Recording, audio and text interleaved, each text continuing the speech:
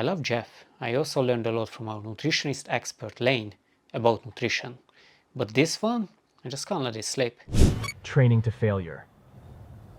Bodybuilders tend to overemphasize how important going to failure is, when in reality you just have to be reasonably close to failure, usually within a couple reps of it.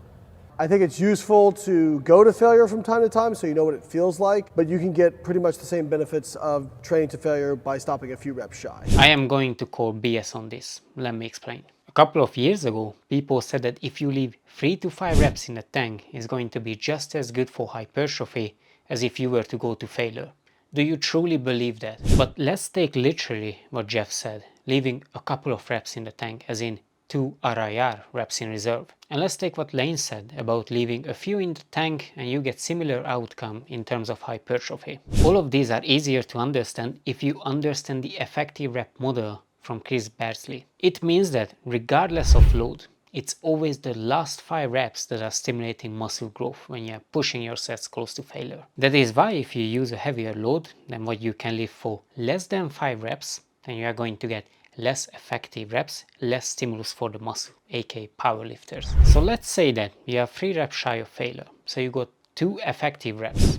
And if I take my set all the way to failure, I get 5 effective reps. That means that you will need to do 2.5 sets just to get the same amount of effective reps to stimulate muscle growth. But then I'm sure some of you will say that, oh, then I can make up for the lack of intensity with some volume, adding more sets.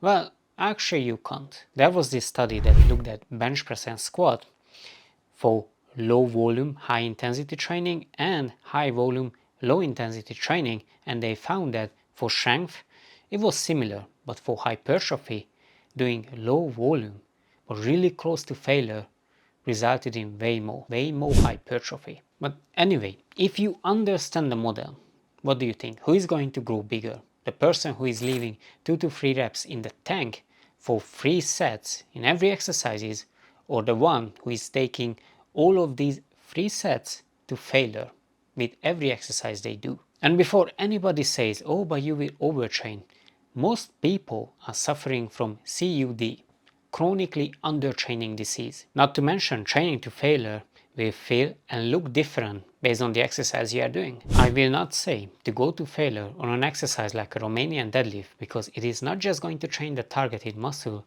but pretty much blowing everything up on your backside. But on a hamstring curl, failure is way further than you think it is. You will never make up for the lack of intensity, even if you regurgitate this, oh, I'm 2 reps away from failure and that is just as good as going to failure.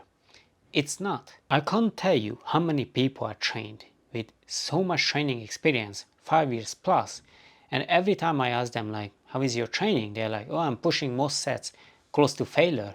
And I ask them to record it and they send it to me and I'm like, shit, that's like 2 to 5 reps in the tank.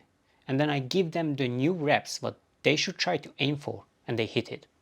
So then, were you close to failure, or you just believed that you were close to failure? Studies can have a lot of limitation, and as someone who worked as a scientist myself, I know that most of the time the scientists, they don't show up. They don't check if someone is actually doing the things what they are assigned to do.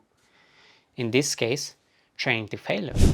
And we all know that recreational people will give up mentally faster than physically. So there is a lot of limitation. But apart from that, I still encourage everybody to try to take most of your exercises to failure.